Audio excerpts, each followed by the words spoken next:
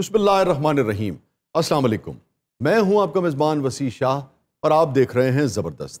नाज़रीन, यौम दिफा व शुहदा के खुसूसी मौके पर आज हमने एक मुख्तलिफ नौइयत का प्रोग्राम आपके लिए तैयार किया है। बहरूप नगर से हमें कुछ लोगों ने ज्वाइन किया है, मगर उससे पहले मैं आपको बताता चलूँ कि प्रोग्राम के अगले मरहले में एक गाजी कर्नल रज़ा अब्बास ज़ैदी तमग़ा बसालत भी हमें ज्वाइन करेंगे।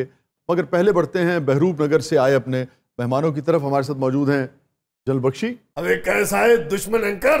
कभी आपके मुंह से खैर की बात जो है ना वो नहीं निकली। ये देख बच्चा अपना अभिनंदन साथ लाया हूँ।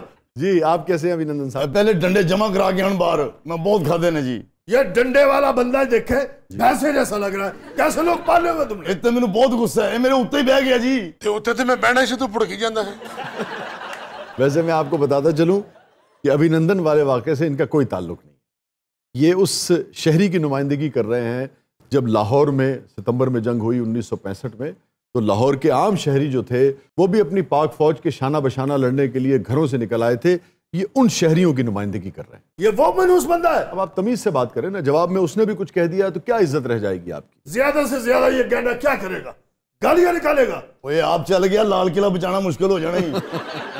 गालियों का क्या है? मैं जब उधर मीडिया में बोलता हूँ तो मोदी के जितने भी मुखालिफ है मुझे गालियां निकालते हैं। गालियों से कुछ नहीं होता आपको? गाली प्रूफ ने।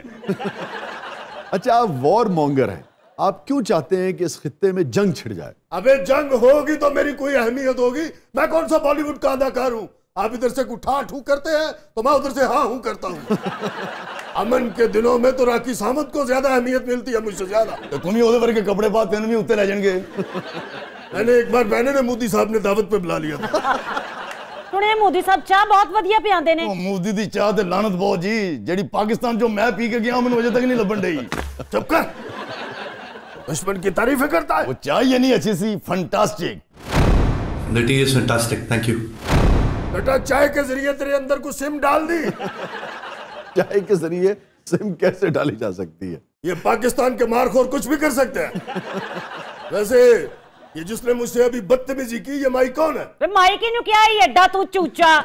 ये तो डंडा फड़ाई ना, अब मैं तेरी नासां च दे देना। मैं कहंदा खाना खराब दे पुत्रा, शादी को चुप करा। सेट पे खींच रहा है ये मैं। एक सेकंड, और चुप कर जा, चंद ते चरखा चलाने वाली क्या पोतरिया।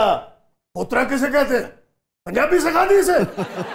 अबे तू तो उर्दू से इतनी मोहब्बत करता है, हमारे लड़के को पंजाबी सिखा दी। पंजाबी से भी मोहब्बत करते हैं, पश्तो से भी करते हैं, बलोची से भी करते हैं, सिंधी से भी करते हैं, सराइकी से भी करते हैं। एक टाइम में सबसे मोहब्बत करता है। इन सारी जुबानों से मिलकर, इन सारे सूबों से मिलकर तो पाकिस्तान बनता है। अच्छा ये पोतरा बीच में रह गया। अबे सीनियर को क्या कह दिया? पोतरा किसको कहते? ये कोई कोड वर्ड तो नहीं है। पोतरा किस महाज का नाम है? मुझे लग रहा है ये कोई गाली है। कैसी बात कर रहे हैं? रिश्ता है। इतना गंदा रिश्ता? नहीं पोतरा पोतरा कहते हैं पोते को। मुझे लगा कि ये कोई गंदी बात है। आपका जहन गंदा है, इसमें कोई गंदी बात नहीं। अब तारफ करा इन सब का। भाई इनका तो आपको बता दिया। ठीक पैंसठ है। की जंग में हमारे जो शहरी पाक फौज के साथ शाना बशाना जो हाथ में था वो लेकर घरों से निकल पड़े थे वतन के दिफा के लिए, ये उनकी नुमाइंदगी कर रहे हैं। वो जो जोड़ा बैठा है ये भी उन्हीं की नुमाइंदगी कर रहा है। और ये जो मोहतरमा है जिन्हें आपने बिला वजह गुस्सा दिला दिया, जो बार बार मेरी नासों में डंडे की बात कर रही है। हाँ ये ऐसी है नहीं। अच्छा। कि आपने जब इनसे बदतमीजी की है तो आपने उन्हें प्रोवोक किया, आपने उन्हें भड़काया है। ये हमारी बड़ी मारूफ एंकर है। जिस तरह ये चीखती है, अगर इंडिया में होती तो अर्नम से ज्यादा ऊपर जाती। ओए चुप! भाई सोच समझ के अगले भी आदमी ताकत ने। ओए कौन है मरोड़ी मोहब्बती? ये मेरे साथ आई है, इंडियन साहब ही है। अब जरा आप मुझे इजाजत दें तो मैं इनसे बात कर लूं। हाँ कर ले। पूजा इससे बच के रहना जी। ये चाय में कुछ मिला के पिला देता, अपनी मर्जी के सवाल पूछता। फिर एस्टेब्लिशमेंट का बंदा है ये। इसकी शर्ट उतार आई है, सही लिखा होगा। अच्छा बीबी ये बताइए कि आपके मुल्क में भी ऐसे ऐसे शानदार सहाफ़ी हैं, बड़े बड़े समझदार लोग हैं जो अमन चाहते हैं, जो ये समझते हैं कि जंग जो है वो कितनी खौफनाक तबाही लेकर आती है और जंग जो है वो इस खित्ते को कुछ भी नहीं देगी। तो ये जो जनरल बख्शी जैसे लोग हैं, अर्नब गोस्वामी जैसे लोग हैं, दीगर लोग हैं जो खित्ते में आग लगा देना चाहते हैं, उनको आप लोग कैसे देखते हैं? शाह जी, अगर हमारे देश में जनरल बख्शी और अर्नब जैसे लोग हैं तो अरुंधति रॉय जैसे लोग भी हैं। प्रोग्राम को फेंक देता वो। उठा कैसे देगा? अरुंधति रॉय खातून है, गॉड ऑफ स्मॉल थिंग्स वाली मारूफ ह्यूमन राइट्स एक्टिविस्ट। अजीत देवल ने मरवा दिया मुझे, यकीन करें। कैसे? बिल्कुल बेकार इंटेलिजेंस है। वो कहता था कि ये अरुण है, ये लड़का अरुण राय, अरुंधति रॉय। हाँ, कहते ये राहुल राय का भाई है। राहुल राय, जिसकी एक्टिंग से ज्यादा उसके बाल मशहूर थे। उसकी फिल्म देख के बहुत बहुत आशिक हुए, यकीन करें। आशिकी देखी? देख लेना, अगर देखी भी होगी आज के दिन नहीं मानेगा। ये मैं 7 सितंबर को पूछूंगा, क्या 3 दफा देखी। मैंने एक मरतबा महेश को कहा, महेश भट्ट से, हाँ देखा, जो बंदा पाकिस्तान के हक में बोलेगा उसका पूरा नाम लेगा। और वो सनी हमारा कितना बड़ा हीरो है, इतना बड़ा हीरो है। उसने पाकिस्तान के खिलाफ फिल्में की ना, कितनी ने, और इधर रोज हनी अलबेले को सनी देओल बना के जलील कर रहा होता है। नहीं, कभी उनकी शान में कभी हमने वो नहीं किया, मगर उनकी फिल्में अगर मुझे पसंद नहीं है तो मैं यही कहूंगा ना कि यार मुझे उस फिल्में पसंद नहीं है। तुम्हें किसकी फिल्में पसंद है? शाहरुख की फिल्में अच्छी होती है। यह बात पेशावर से क्या ना। राज कपूर का नाम लेना, वो भी पेशावर तो गया सी। उनकी फिल्में भी अच्छी होती थी। पेशावर वाले सब पसंद है तुझे? दिलीप भी बहुत पसंद होगा तुम्हें। वो भी पेशावर से थे। गुलजार साहब भी आपको बहुत पसंद है ना? आए दीना से थे। शाह साहब, जैसे अभी गुलजार साहब का जिक्र हुआ, महेश जी का जिक्र हुआ, इसी तरह जावेद अख्तर साहब हैं, और भी बहुत सारे लोग हैं हमारे देश में जो अमन की बात करते हैं। लड़की इसके साथ इतना इन्वॉल्व ना हो, इस लड़के के साथ। ये शेरवानी और छुआरे गाड़ी में रखता है, बल्कि इसकी तलाशी ले, जेब में से निकल आएंगे। मैं जेब में छुआरे क्यों रखूंगा? जरा पहलू गर्म रहेगा। कैसी बात की, ये कटवा भी नहीं सकता।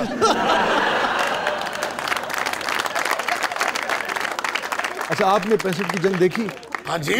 जो तो पता लगा ना कि इंडिया ने हमला करता है, ऐसे ही डांगना मैं अपने बंदे को कुट रही सा। तेरा कहना नहीं मान रहा था? ते चाचा, औरत अपने बंदियां ने क्यों कुट दिया ने? फड़े जांदे ने जदों। पकड़ा गया था ये भी? फड़िया गया सी ते चाय पिला के रुखसत कर देंदी। ते नहीं, तेरे मेरा नहीं फड़िया गया सी। ते फिर दोवां नूं चाह पिला के रुखसत कर देंदी।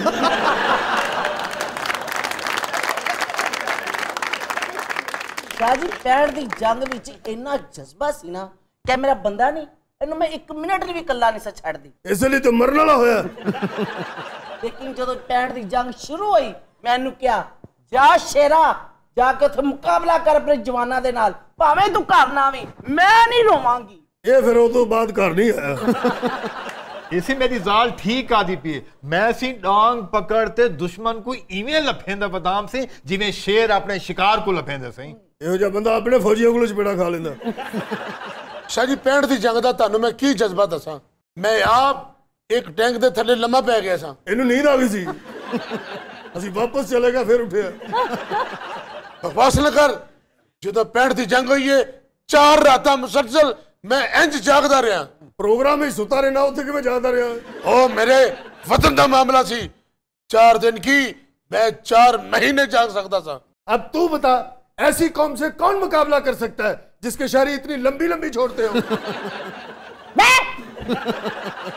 तेनू ये गल मजाक लग रही है? वे खरबा रुपए असले ते खर्च करने लियो, असल गल होंदी जज्बे दी है। हाँ जज्बा। लाहौर खाब नहीं ठहावे चाह पी बनता किधे गया खाब तो खाब चिकना चूर कर देते से। 65 में चाय नहीं पी लाहौर में तो क्या हुआ? 2019 में मेरे जवान ने पी आके। उस चाय की ख्वाहिश में और ये जो चाय पिलाई गई जिसमें जमीन आसमान का फर्क। क्या फर्क है? जिमखाना में ना पी, GHQ में पी ले।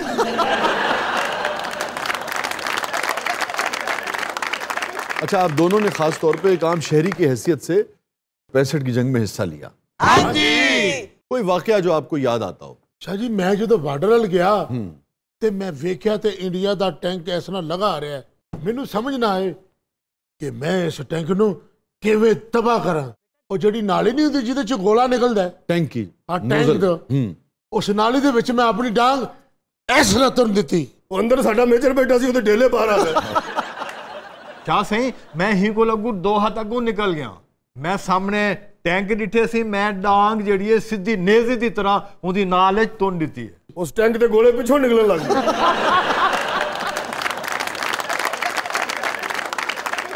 और शुक्र है मैं टैंक ते नहीं सी आया, जहाज ते आया सा। जिन्ना इन्हें टैलेंट है, इन्होंने छोटे नाल जहाज भी छोड़ देना सी।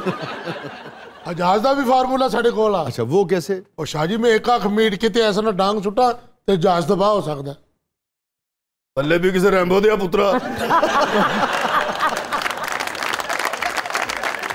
Stay with us. छोटे से वक्त के बाद वापस आते हैं।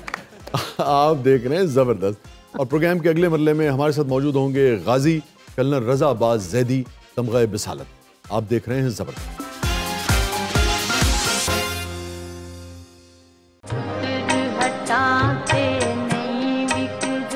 वेलकम बैक नाजरीन। जबरदस्त में एक बार फिर खुशामदीद। नाज़रीन, यौम दिफा शुहदा के मौके पर एक मुख्तलिफ नौइयत का ज़बरदस्त लेकर आज हम आपकी खिदमत में हाजिर हुए हैं और हमारी खुशकिस्मती है, हमारे लिए फ़ख्र का मुकाम है कि हमें आज एक जरी बहादुर गाजी ने ज्वाइन किया है जिनका नाम है कर्नल रजा अब्बास जैदी तमग़े बिसालत। Sir, welcome to the show. Thank you. अबे क्या कर रहा है? दुश्मन के बंदे को सलूट करता है। मैं जनरल बख्शी हूं। तुझे सिर्फ जनरल बख्शी हो, उन्होंने मेरी जान बख्शी है।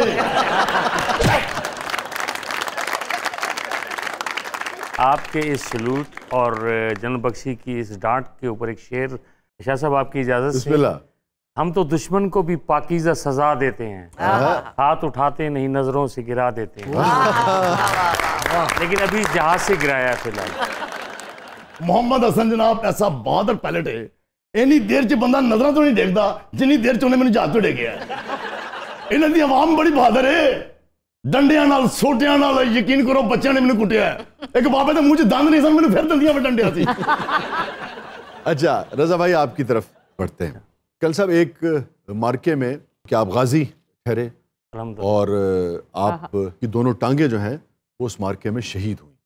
मैं चाहूँगा कि वो जो पूरा वाक़या है, वो जो पूरा मार्का है, अगर वो आप हमारे साथ शेयर कर सकें ताकि लोगों को अंदाज़ा हो कि हमारे पाकिस्तानी जब सुकून की नींद सोते हैं तो उसके पीछे कितनी कुर्बानियाँ होती। मेरी यूनिट के उसमें 2 जवान शहीद हुए इससे पहले, मेरे वाक़या से पहले। फिर जब मेरा वाक़या हुआ, ये ईद का तीसरा दिन था, एक उनका जो कमांडर था मिसक्रिएंट्स का वो बचा हुआ था। मैंने ऑलरेडी उसके ऊपर पूरे इलाके में ऑपरेशन किया। वहाँ से जो 5 या 6 कमांडर्स थे उनको अरेस्ट किया, बस वो एक रह गया था, उसको लेने के लिए हम गए हैं। तो जब हम पैदल जा रहे थे उस वक्त उन्होंने सड़क के किनारे ये IED लगाई हुई थी, जिस पर उनके बंदे ने, जिसने ऑलरेडी वो वायरलेस सेट से उसने उसको मुंसलिक किया हुआ था और उसने उसको बटन दबाया और भागने लगा तो पकड़ा गया वो। लेकिन उस वक्त तक मेरा ये हादसा हो चुका था। मैं तकरीबन 20 से 25 फुट हवा में ऊपर गया हूँ जब ब्लास्ट हुआ है। जी ब्लास्ट हुआ है, लेकिन अल्हम्दुलिल्लाह मैं होश हवास में था, मैं दाएं और बाएं देख सकता था। और जब मैंने अपने जवानों को देखा है कि काफ़ी लोग ज़ख्मी हो चुके हैं, मैंने आंखें बंद कर ली। मैंने कहा रज़ा तुम्हारा भी कुछ नहीं बचेगा। लेकिन अल्हम्दुलिल्लाह ये मेरे रब का करम है कि कोई 2 हाथों ने मुझे हाथों पे उठाया हुआ था और लाकर ज़मीन पर रख दिया। अल्लाह, मेरी कोई चीज़ नहीं टूटी सिवाय इन टांगों के जो कट चुकी थी। एक कहते हैं कि ब्लास्ट हुआ और हिट हुई टांगे, और एक ये है कि बिल्कुल यानी कि कट चुकी थी। मुझे फील तब हुआ जब मैं उठने लगा हूँ कि उठो दोबारा ना हो जाए, तो उस वक्त मैं उठ नहीं सका। फिर मैंने अपनी टांगों की तरफ देखा तो ब्लीडिंग बहुत शदीद हो रही थी और ये कटी हुई थी। मैंने वो जो खाल थी वो लपेटी है, इसके इसको पेट की तरफ लपेटा है दोनों टांगों को और रोल करके मैं रोड पर आया। और वहाँ आकर मैंने आवाज़ दी है, मैंने कहा कि सारे शहीद हो गए हैं या कोई ज़िंदा भी है। तो मेरा ड्राइवर उठा है और वो भागता हुआ मेरी तरफ आया। उसने आकर मुझे देखा और वो सख्ते के आलम में था। मैंने कहा यार ये इस वक्त ये काम करने नहीं है। तो मैंने एक हाथ से दोनों टांगों को पकड़ा और उसको हल्का सा चपत लगाया ताकि वो होश में आए। वो आया वापस। तो मैंने अब ड्राइवर को कहा, मैंने कहा यार तेरे साथ में बैठ कर आगे आया था, अब तू मुझे पीछे रख। उस इलाके से और हॉस्पिटल तक मैंने जाना था, वो तकरीबन 13 मिनट में उसने तय किया है। हालांकि उसके ऊपर टाइम 45 मिनट लगता है। ये भी एक रब्बुल इज़्ज़त की ज़ात का करम था कि वो वहाँ तक मैं 13 मिनट में पहुँचा और उसी वक्त वहाँ फर्स्ट एड वगैरह मिल गई है। और उसके बाद मैं शिफ्ट हुआ टू मिलिट्री हॉस्पिटल। मैं इसमें एक बात आपको ऐड करता चलूँ कि जब ये मेरी जो हुआ इंसिडेंट, उस वक्त जो मेरे एडजुटेंट थे कैप्टन आमिर भट्ट, तो वो जब आए हैं, सर चले उठे। मैंने कहा यार तू ऐसे कर, पहले मेरी वो टांगे उठा कर ला और फिर चलते हैं। वो इनको नहीं छोड़ कर जाना, यहाँ इनको बाकायदा दफनाया जाएगा। अल्लाह। तो वो टांगे लेकर आया है और लाने से पहले वो बेहोश होकर गिर गया। उसको भी होश में लाया, मैंने कहा उठ, क्या वो टांगे उठा कर, और फिर उसके बाद हम आगे चले गए हैं। यानी कि वो एक ऐसी सहरंगेजी थी कि उसमें सारे तैरते हुए जा रहे थे और चलते हुए जा रहे थे और काम भी हो रहा था, और उस बंदे को भी हमने रिकवर कर लिया था जिस बंदे को हम पकड़ने गए थे।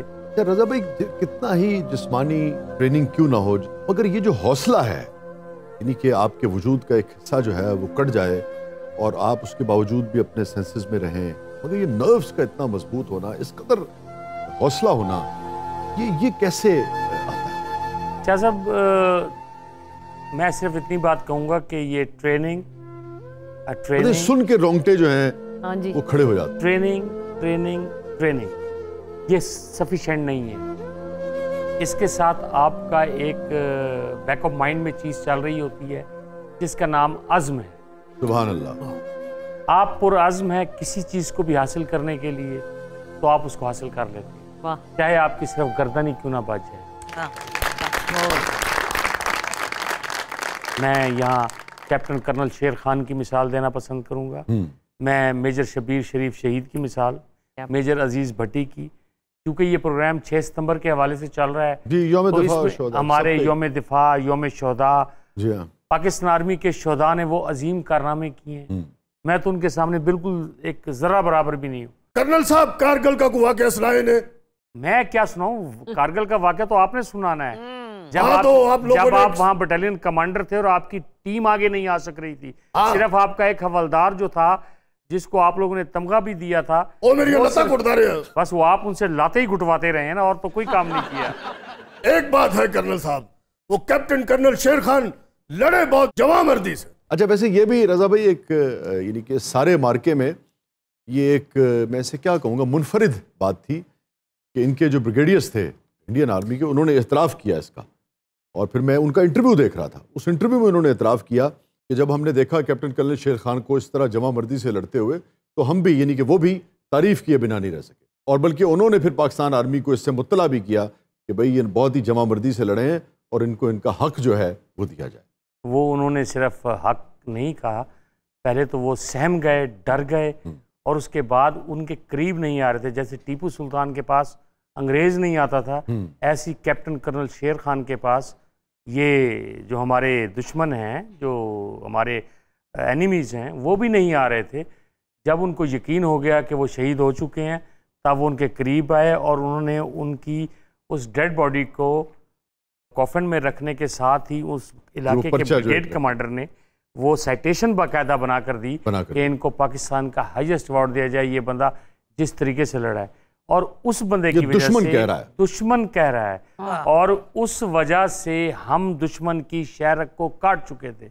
हम वहां जब पहुंच चुके थे जहां से सब कुछ हमारा था। फिर क्या ये उस बंदे की ये बहादुरी है, उसने अपनी जान देकर ये साबित किया कि हम कहीं भी किसी वक्त भी पहुंच सकते हैं। बहुत अच्छा।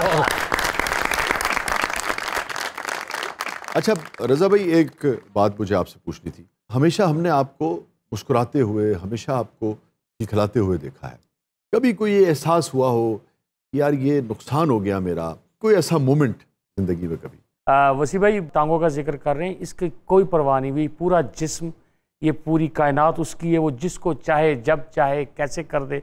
लेकिन शुक्र ये अदा, मेरे पास अल्फाज ख़त्म हो गए शुक्र के, कि मैं इस हालत में हूँ, सोच सकता हूँ, सांस ले सकता हूँ, नॉर्मल बंदे से ज़्यादा कर सकता हूँ, और मैं 2 की बजाय 4 पाँव पर हूँ इस वक्त।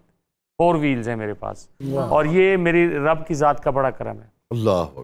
वो जज्बा, वो एक अज़्म, वो मुझे इस जगह तक ले आया। आगे पता नहीं कहाँ जाना है, अज़्म वही है, दिफाए वतन। कभी भी ज़रूरत होगी मैं फिर भी हाजिर हूँ, चाहे रिंग कर जाना पड़े आयल को। अल्लाह। फैमिली, बच्चे, जब ये खबर उन तक पहुंची, जब उन्होंने आपको फेस किया, तो उनके क्या जज्बात थे? आपने जैसे माँ पर बड़ी खूबसूरत अल्फाजों से बयान किया है माँ को। मैंने अपनी माँ को 2 साल शक्ल नहीं दिखाई, बताया नहीं। एक प्रोग्राम हुआ था, पीटीवी ने किया था, अज़्म जवां। मेरी वालदा ने मुझे टीवी पर देखा था कि किस हालत में है, और मेरी माँ का पहला फ़िक्रा था जिस दिन मैं ज़ख्मी हुआ था कि बेटा तू खड़ा हो सकता है, चल सकता है। तो मैंने कहा माँ जी दुआ करें, ये उनसे बात की थी। और उसके बाद मैंने उनको शक्ल नहीं दिखाई, मैं गया नहीं, उनको बुलाया नहीं, ताकि उनको कुछ झटका न लगे। जिस दिन उन्होंने देखा है उसके बाद वो खामोश हो गई। लेकिन माँ थी, उन्होंने मेरे लिए अपने जज्बे को और बुलंद किया। उनकी वजह से मैं आज इस जज्बे में हूँ। सुभान अल्लाह। अब आप अंदाज़ा कीजिए कि जिन बेटों का, जिन माओं का ये हौसला हो, उस कौम को कौन शिकस्त दे सकता है।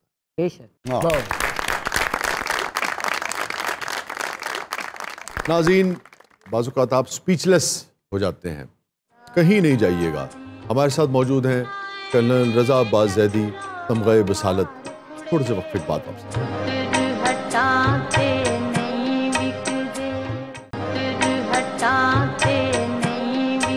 वेलकम बैक नाज़रीन। ज़बरदस्त में एक बार फिर खुश आमदीद। हमारे साथ मौजूद हैं कर्नल रज़ा अब्बास ज़ैदी, तमग़े बसालत।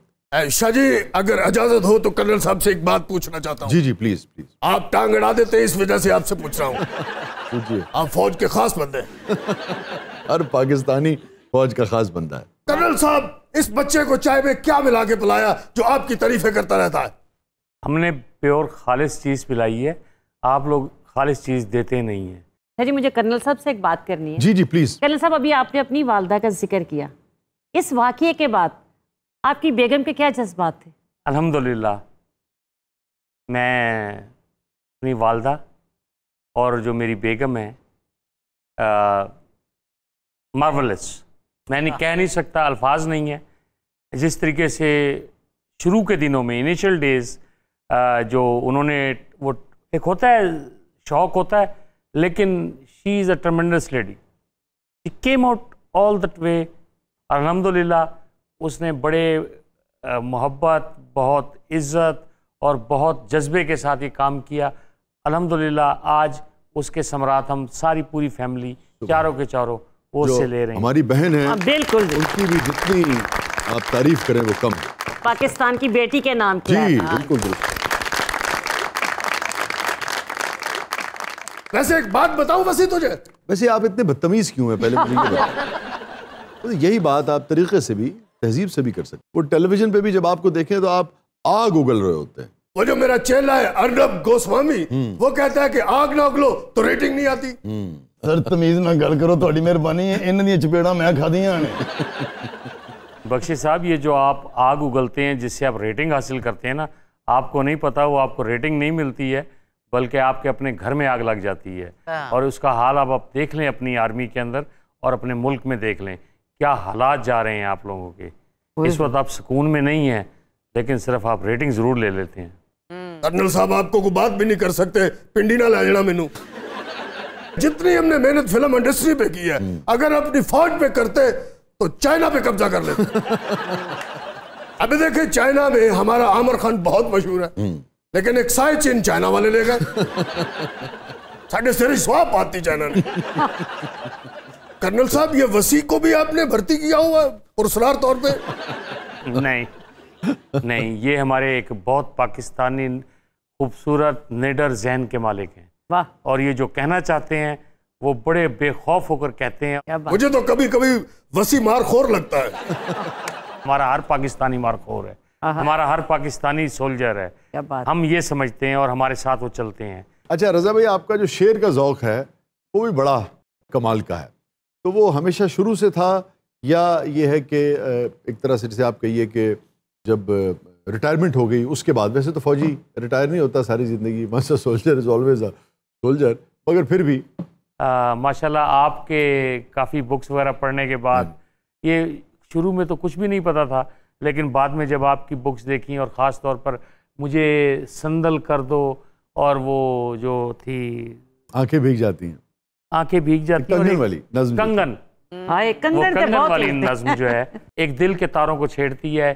एक ऐसे फौजी को जो पत्थर की तरह सख्त होता है, उसके अंदर भी थोड़ी सी एक गज़ल की वो पैदा हो जाती है, क्या कहते हैं उसको, छनकार जो होती है, तो वो इंसान को एक ज़िंदगी की खूबसूरती और दिखा देती है।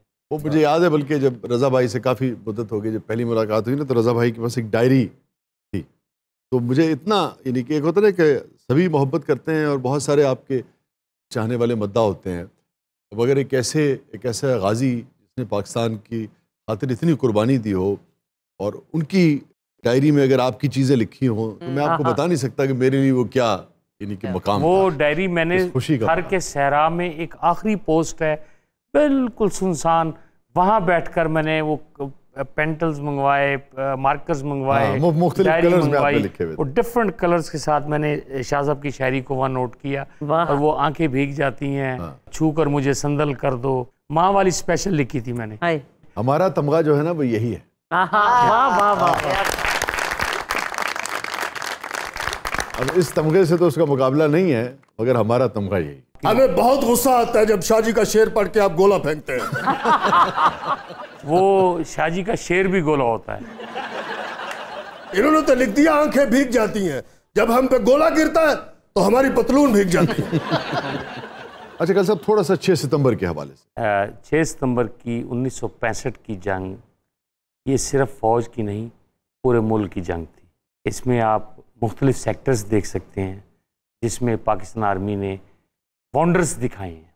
उसमें आवाम की बहुत मदद थी।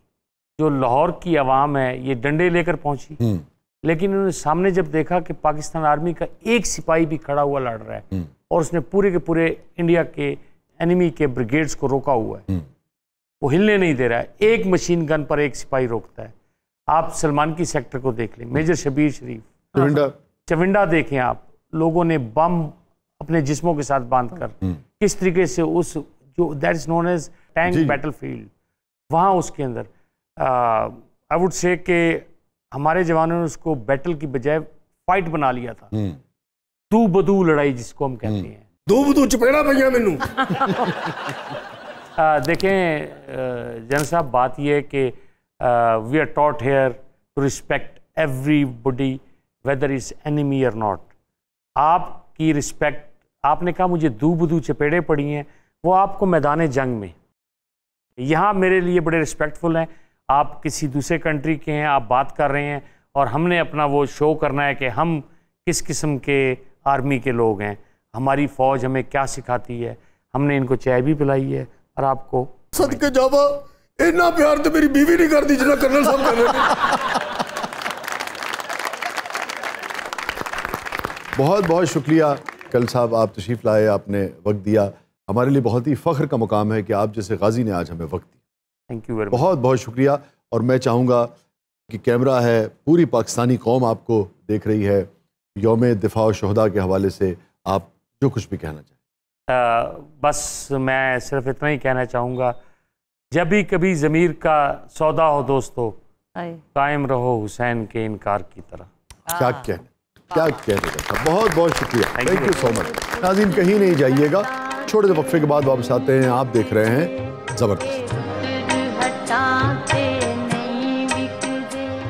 वेलकम बैक नाज़रीन। ज़बरदस्त में एक बार फिर खुशामदीद। हमारे साथ मौजूद हैं कल्लन रज़ा बाज़ ज़ैदी, तमग़े बसालत, और वक्त हुआ है ज़बरदस्त मौसीकी का। मगर मैं रज़ा भाई आपसे पूछना चाहूँगा कि आज आप क्या सुनना चाहेंगे? हमारे पास एक देखिए जी, 6 सितंबर की मुनासबत से और वैसे भी जो है हमारे मुल्क का मोहब्बत, उस मोहब्बत की वजह से अमानत अली खान साहब का एक ए वतन प्यारे वतन, मेरे महबूब वतन तुझ पे अगर जां हो निसार, जी हाँ बिल्कुल, मैं ये समझूंगा ठिकाने लगा सरमाया तन। आपको यही सुनवाते हैं आप हुसैन रजा साहब से। जी हुसैन।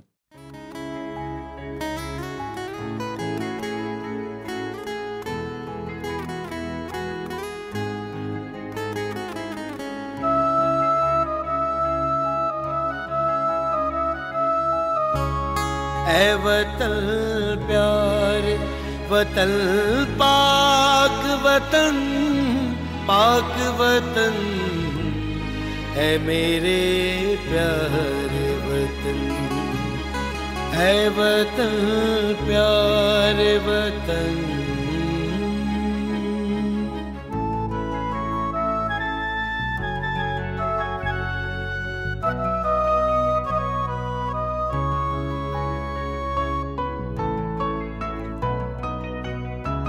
तुझसे है मेरी तमन्नाओं की दुनिया पुरनूर, अज़्म मेरा कभी मेरे इरादे हैं गयूर, मेरी हस्ती में अना है, मेरी मस्ती में शऊर,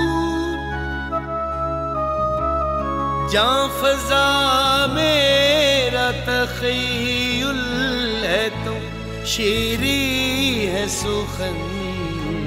ऐ वतन प्यारे वतन पाक वतन, पाक वतन है मेरे प्यारे वतन। ऐ वतन प्यारे वतन।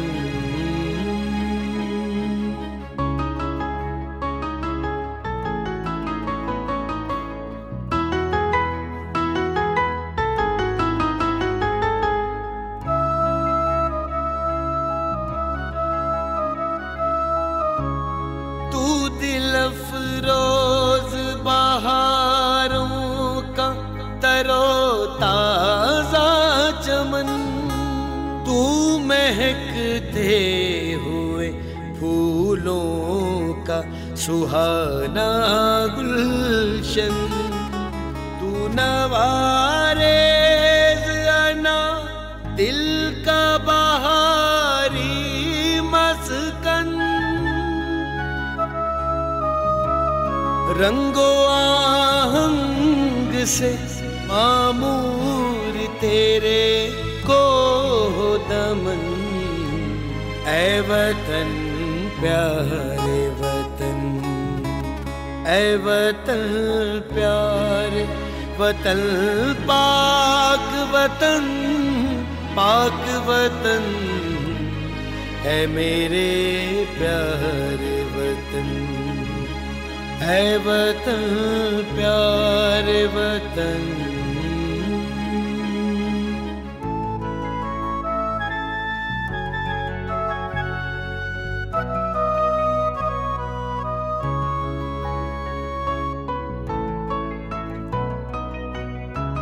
मेरा दिल तेरी मोहब्बत का है जां बख्श दया, मेरा सीना तेरी हुर्मत का है संगीन हसा, मेरे महबूब वतन तुझ पे अगर जाओ निसार, मैं ये समझूंगा ठिकाने लगा सरमाए तन। ऐ वतन प्यारे वतन, ऐ वतन प्यारे वतन पाक वतन, पाक वतन है मेरे प्यारे वतन। ऐ वतन प्यारे वतन। क्या नाज़रीन, ये था आज का शो। और रज़ा भाई को भी जो नज़्म बहुत पसंद है, अपनी माँ के नाम लिखी थी, उसके कुछ अशार प्रोग्राम के आखिर में, मादरे वतन के नाम। ये कामयाबियाँ इज़्ज़त ये नाम तुमसे है, ये कामयाबियाँ इज़्ज़त ये नाम तुमसे है, मेरे वतन मेरा सारा मकाम तुमसे है। जहाँ जहाँ है मेरी दुश्मनी सबब मैं हूँ, जहाँ जहाँ है मेरा एहतराम तुमसे है। ऐ मादरे वतन तुम्हारे दम से हैं मेरे लहू में खिलते गुलाब, तुम्हारे दम से हैं मेरे लहू में खिलते गुलाब, मेरे वजूद का सारा निज़ाम तुमसे। कहाँ बिसाते जहाँ और मैं कम सिनो नादा, ये मेरी जीत का सब एहतमाम तुमसे। ये कामयाबियाँ इज़्ज़त ये नाम तुमसे है, मेरे वतन मेरा सारा मकाम तुमसे। नाज़रीन इजाज़त दीजिए, अल्लाह हाफ़िज़।